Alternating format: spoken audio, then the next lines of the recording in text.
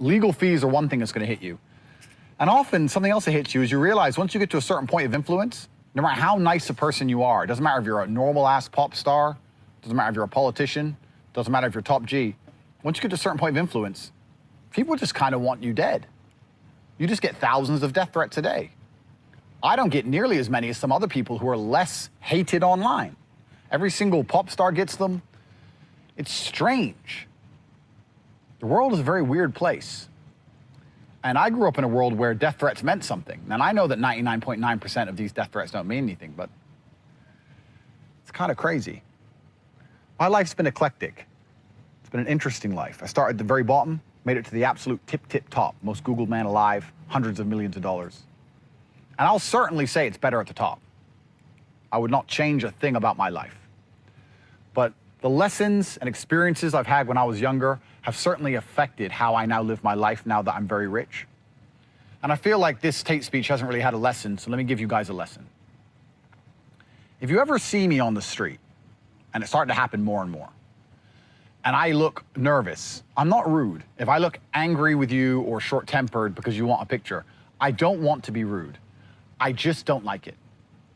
Not because I don't like you, not because I don't want you to have a photo. I don't like groups of men around me I don't know. I don't like that your friend is running back and forth. I don't like I can't see all of your hands even though I'm trying. I don't like that you're close to me. I don't like any of it. I don't like it. I do my best to smile, give you your picture, etc., but I do not feel comfortable. I do not like it because of the life I've lived. And another thing, if you ever ask me or you half know me and you say, hey, can you meet my friend? My friend really wants to. No, I don't want new friends. I don't want to meet any new people, whether they're famous or not. I don't care about whatever singer invites me to his mansion. I don't want to meet anybody. I don't want new friends. I don't want people around me. I want my brother, my cousin, a woman I trust, maybe my dog, and that's it. And I want to be left the fuck alone. In my chair, by myself.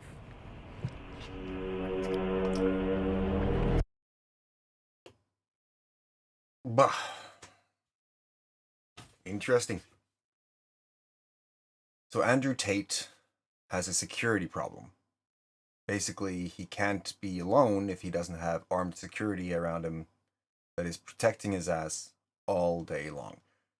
I'm not saying that is a bad thing. I'm just thinking that it's very interesting that someone could have that sort of a perspective on life that is very much around the fear of death, while other people can have a complete opposite, where they're not hated upon, or maybe they're hated upon, but they're not really under constant death threats.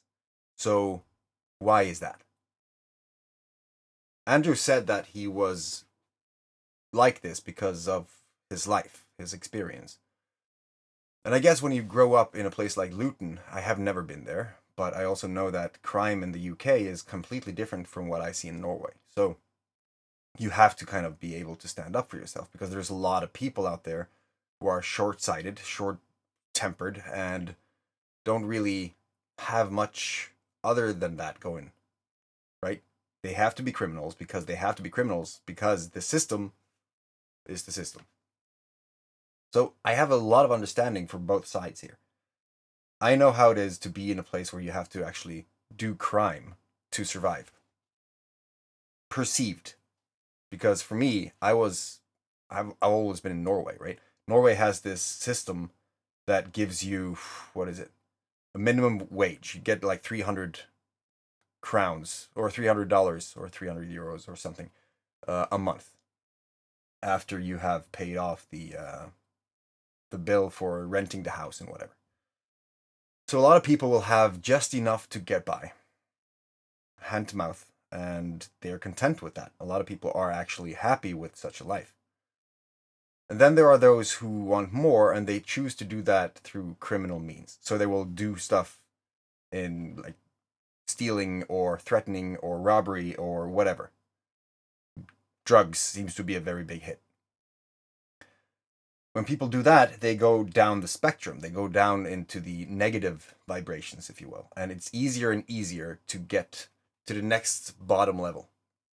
If you are working downwards, you will feel comfortable doing things that is increasingly harder or more horrible to do for most people, because you are now operating downwards on the levels of what you are capable of doing.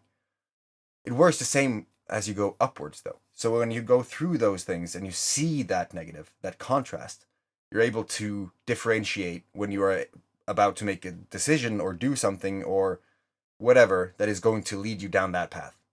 The more you go in the right path, that is very often a difficult one, but it requires effort and perspective and discipline to continue to go through that, to meet your fears, to meet the things that is uncomfortable, to do the things that feels right, to have those difficult conversations, to share your truth, to show your vulnerabilities, all these things that will just continue to create more freedom of flow in your life. Make sense? So it's easy, it's the same thing whether you go downwards or upwards. It requires the same amount of effort, just in different kind of forms, I guess, because I would say it's a shortcut. It is a horrible, stupid, and bad shortcut to do the easy thing when it comes to getting money. Because that is normally taking something that is not yours, not putting in the effort to actually make that yourself. So I guess that's the thing. If you choose a path that is hard, but it's not facing the ultimate fears, so it starts to become easy, you're not going to go out of that bubble. You're going to be in the bubble where this life is what you have, and now you have created these security systems around it to make sure that you have this life, right? But then what would happen if you lost the fear of death? When you start to go upwards and facing your fears and the unknown and all that stuff, and you start to see the world differently, act differently, say things differently, think differently, feel differently, all these things, that is going to enable people to see the genuine good in the person. See, while I'm saying this, I'm also realizing that there are a lot of people in the world that is not willing to take up that challenge. They're not willing to learn anything new.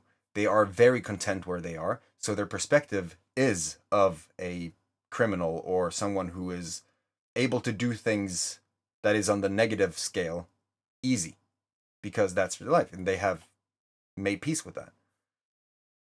So in that sense, like when I hear Andrew Tate talk about security, I'm very much thinking, no, that is bullshit, because you just have to be a good person and you just have to be willing to take up the consequences of whatever you're doing and all that stuff. But then again, when you're at the level of Andrew Tate with his experience and history, now global history, those things change radically, because you have all of these people looking for you, basically. There is a lot of insane people in the world looking for you to kill you. So in that sense, would it make sense if you are, would it be any different if you are that person who's just seeing the life through the lens of love, or the person who is seeing life through ultimate freedom, but with that security to make it happen? You know? I have to pause. Sorry about that. Half an hour ago, I got a call. So yeah, I guess half an hour ago, I was on the thought that regardless of you being Andrew Tate, needing security to have that peace of mind, I'm still thinking about this. Like, how would it look if you get to a certain point, there is going to be people who wants to kill you simply because you are at that point, which is pretty insane if you think about it. But that's how it is. But what would happen if you are a person who is trying to give back to those people who don't have anything? If you are trying to really raise those people to where they can be, because that's where I think my cognitive dissonance happens. That's where I cannot be agreeing with Andrew Tate, because I think that if you have something that enabled you to be in such a position where you have everything you ever need in life, material or spiritual, and you got there because you were helping those people who tend to be those who wants to kill you, then you know, wouldn't they be filled with gratitude? Wouldn't they be wanting to help other people? Because that's what I think. I think that if you teach people how they can share value and they can be of good, instead of just focusing on selling how to sell and how to make money, because that's what he does, isn't it? It's about being rich. It's about being in a place where you have all the materialistic things that you want, and you can do that through making money based on copywriting and sales and marketing and all that stuff. I think it's and stocks trading. If it's only focused on the money, then I can see that you need security after a while, because your entire life story is about the 30 cars that you have that is costing 25 million each, or the $1 million watches that you have several of, and all the houses that is a million, tens of millions of dollars properties. If all you talk about is those things, then yeah, I think that you attract that type of person. But if you are on the other side of the spectrum, where you are not afraid of dying, you're adding as much value as you can in the lifetime you're given, and you're getting compensated based on that by the people you help so that they can do the same, you're basically just raising awareness on a global scale where everyone would just value information and knowledge and skills more, and being self-accountable for their own dreams, and to share love wherever they can, helping other people in need. You know? I think that's why I am kind of in the friction, because I see the, let's say, the bottom spectrum of the levels one gets to if one continues to go down the path of material wealth, and I don't want to say egocentric, because I don't think that Andrew Tate is an ego. When I think he has an ego, I don't think he is very possessive and not giving. You know, I think he's a charitable man who will help people, but through the means of money alone, or knowledge that makes them able to make money, but without the whole seeing the universe as unity and being part of the universe. You know, all these things. I think that's the puzzle piece. I think that's the thing. Andrew Tate, are you afraid of dying? And if so, why? Have you ever tried psychedelics? And if so, have you tried psychedelics in the setting where you were actually going to see the things that I'm trying to explain? You know, Ramdas said it perfectly. I've said this sentence so many times. For those who've had the experience, no explanation is necessary. For those who have had the experience, no explanation is possible. That is so true. And you can have several experiences within psychedelics and altering the mind state, seeing things differently. You can have all sorts of different settings and experiences, but I've seen that it all depends on what the setting of the guide are, I guess. If the intention in the setting is to increase awareness on that level, I think that those experiences are wildly different than anything else one can do recreationally or just to party. Make sense? I think. That's one thing that has blown my mind. Just the fact that there are so many different levels of experiences, that one can have experienced psychonauts who will have a completely new and different experience just based on the energy and the frequency of the people they are doing it with. And that is insane. That is so insane. I've talked to so many people, so many experienced people, that they have usually done it alone, or they have done it in a place where it was for partying, meaning that everyone was on the same level, everyone was there for the same reason.